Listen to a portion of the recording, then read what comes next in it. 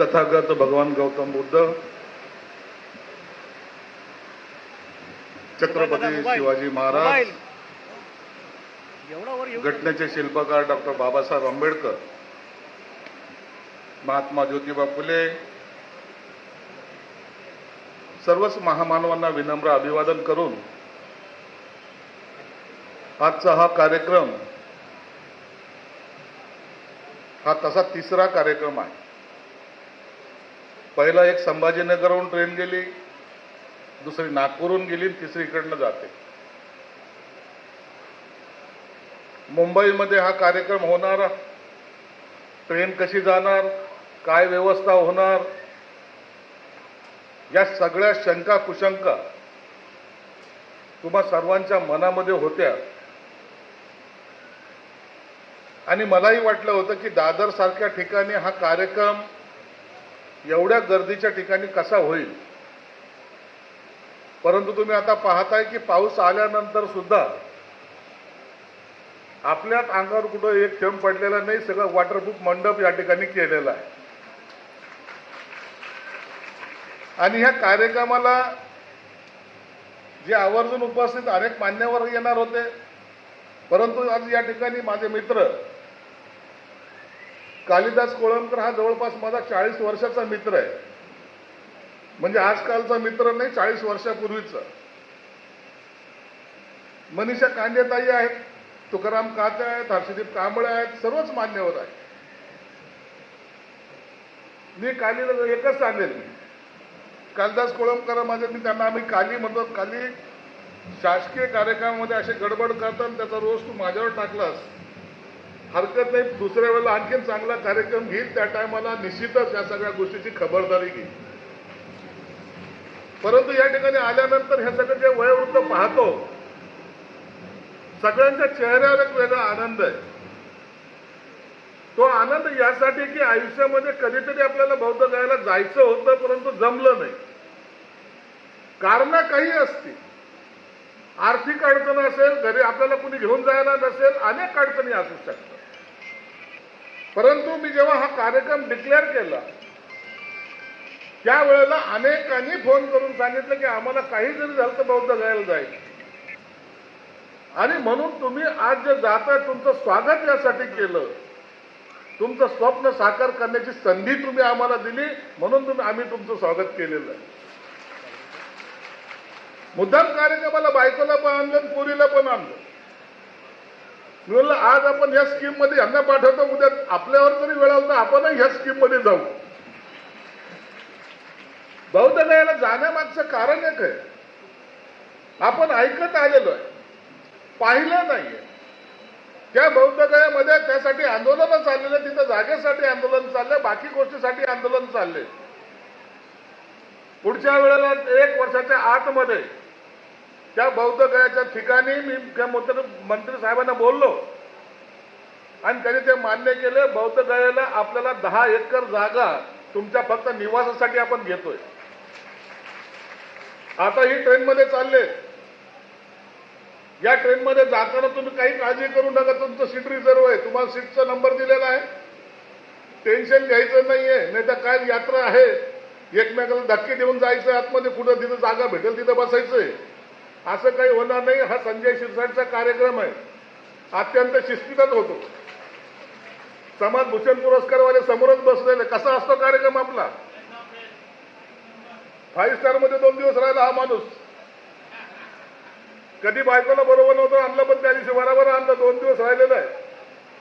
अत्यंत सन्मानाने आपण जाणं. तुम्ही जे जाताय ते सरकारवर उपकार करत नाहीये, हा तुमचा अधिकार आहे, फक्त द्यायचं काम मी करतोय. म्हणून तुमच्या त्या अधिकार इतका आनंदाने तुम्ही राबवला पाहिजे. तुमच्या बरोबर आमचे रेल्वेचे अधिकारी असणार आहेत. आता नाश्ता झाला, आता गाडीत बसल्या बसल्या जेवण गरम गरम आहे, गरम. तुमच्यासाठी डॉक्टर्स आहेत, तुमच्यासाठी सर्व व्यवस्था त्या ठिकाणी केलेली.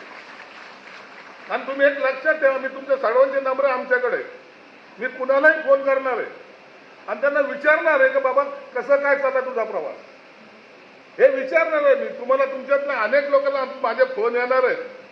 परवा नागपूरचे काही लोक वापस आले, मला वाटलं तर आणखीन एखाद दिवस लागतो की काय. फोन केला तर त्या बाईने उचलला. भाऊ म्हणे असं चांगला झाला प्रवास, असं झालं, आम्ही ते पाहिलं, हे पाहिलं, ते सगळं सांगायला लागली.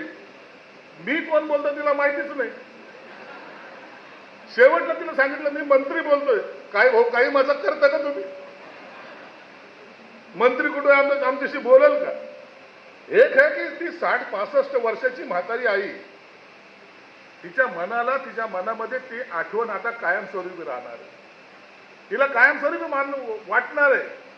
अरे प्रवासात गेल्या मुला मुलींनी विचारलं की मला माहित नाही, परंतु माझ्या मंत्र्यांनी ज्यांनी आम्हाला घेऊन गेला होता त्याचा फोन मला आला होता.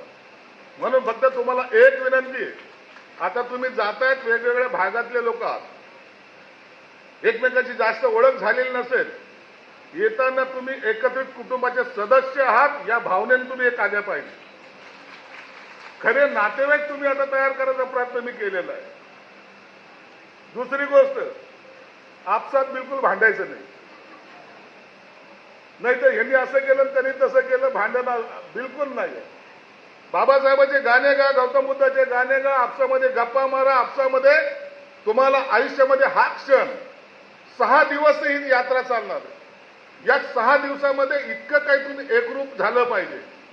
आणि आयुष्यामध्ये मुलांसाठी काय केलं, मी मुलींसाठी काय केलं, मी माझ्या नातवांसाठी काय केलं, किती पैसा कमवला, काय आणखीन केलं, हे सर्व गोष्टी विसरून जायच्या. ही वेळ फक्त स्वतःसाठी जगण्यासाठी आहे. तुमच्या स्वतःला आनंद घेण्यासाठी ही वेळ आहे. म्हणून याचा उपयोग दुसरे कोणती चिंता मनात नाही याची. पोरगं काय करत असेल, सुनेने काय केलं असेल, बाकी नातवंड काय करत असेल, अरे सोडा, तुमच्याबरोबर त्यांचं काही अडलेलं नाहीये. तुम्ही आपला प्रवास करा आणि तो प्रवास करून चांगला आनंदात या. परंतु अडलं नाही याचा अर्थ मुलाला फोन करायचं नाही असं नाही होत बरं का. मुलाला करा, मुलीला करा, नातवंडाला करा आणि त्यांना सांगा आयुष्याचा खरा आनंद आम्ही घेतोय.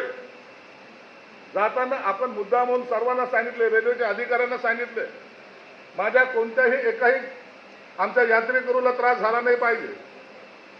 एकही यात्रेकरूची कंप्लेंट माझ्याकडे नाही आली पाहिजे. जेवणाची कंप्लेंट नाही, तिथं फिरण्याची कंप्लेंट नाही.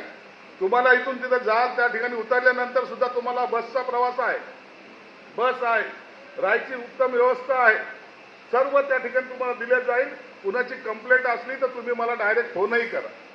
ही यात्रा आपण यासाठी करतोय, खऱ्या अर्थानं बुद्धाची शिकवण जी आहे ही खऱ्या अर्थानं आपण ऐकलेली. ज्या ठिकाणी आता हर्षदीप कांबळे साहेबांनी जसं सांगितलं, ज्यांना त्याचं ज्ञान प्राप्ती झाली ते जागा आपण कधी पाहिली नव्हती. आपण इथं दादरला जातो, आपण नागपूरला जातो, आपण महाडला जातो, पण बौद्ध गयाला जायला थोडा त्रास होतो.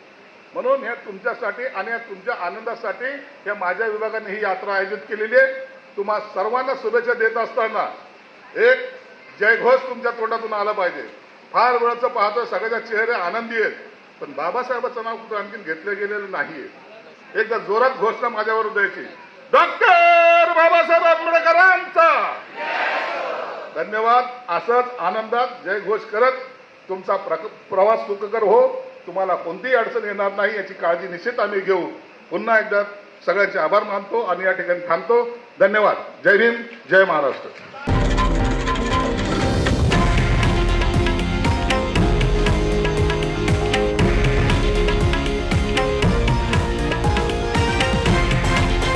हे आहे देशातील नंबर 1 न्यूज नेटवर्क आणि आपण पाहत आहात TV9 मराठी, एकमेव.